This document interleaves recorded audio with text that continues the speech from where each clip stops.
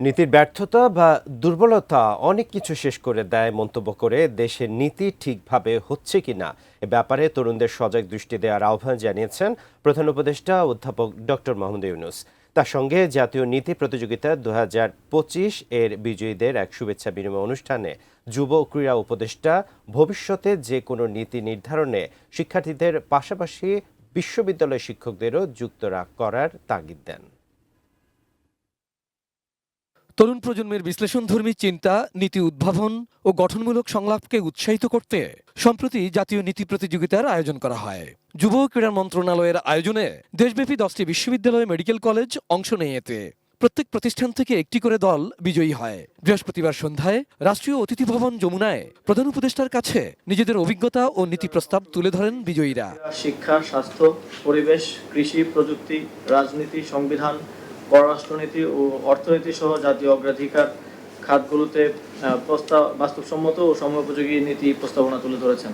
Antibacterial additive যুক্ত সেরা water tank বিশুদ্ধ পানিতে ব্যাকটেরিয়া জন্মাতে দেয় না। তরুণদের চিন্তা এবং জাতীয় পর্যায়ে তাদের অংশগ্রহণ প্রাতিষ্ঠানিক রূপ পাবে বলে আশাবাদ যুব ক্রীড়া উপদেষ্টার।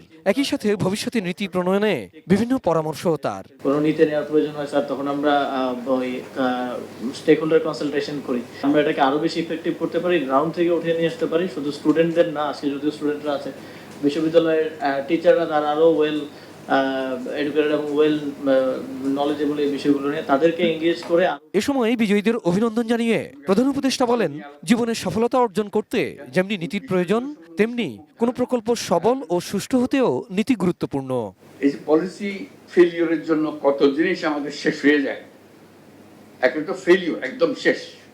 একটা হলো দুর্বলতা, ফেল করে নাই কিন্তু এত দুর্বল পলিসি যেটুকু করার উচিত ছিল তার কানাকড়ি হয়নি। যুগের সাথে তাল মিলিয়ে নীতির পরিবর্তন আনার উপরও জোর দেওয়ার তাগিদ প্রধান উপদেষ্টার। ইতিমধ্যে দুনিয়া পাল্টে গেছে, কিন্তু আমি পলিসির হাল ধরে বসে আছি। এই পলিসি কোনো কাজে আসবে না। সে পলিসি যে ভুল দিকে যাচ্ছে সেটাতে সোচ্চার হয়ে বলা যেটা ভুল, এটা হচ্ছে না, ঠিক হচ্ছে না, এটি হলো নাগরিক দায়িত্ব। ঠিক পথ এইভাবে যেতে হবে, এটাই হচ্ছে আমাদের সবার জন্য মঙ্গল হবে, এই কথাটা বলা, সজাগ থাকা। Abul Kalam Azad, ATN news, Dhaka.